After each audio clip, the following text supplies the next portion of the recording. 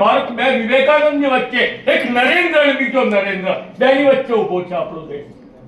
એક વિવેકાનંદ એટલે નરેન્દ્ર કે જે વિવેકાનંદની પદવી પ્રાપ્ત કરી પોતાના ગુરુ પાસેથી. વિવેક આવી જાય ને તો આનંદ મળે.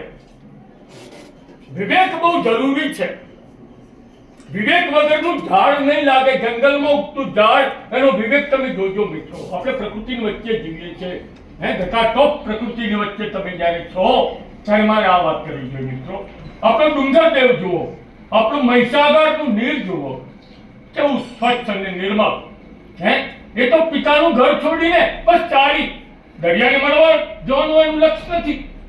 એની તરસે મરતા પશુ પંખી પ્રાણી, આ બધાનું જે સંવેદના છે ને એટલે નદી નિસરી છે મિત્રો, અને સાગરને મળે છે. એમ આપણે પણ આપણું લક્ષ્ય સાહેબ ઉત્તમ કીધું કે મનુષ્ય તરીકે કેટલા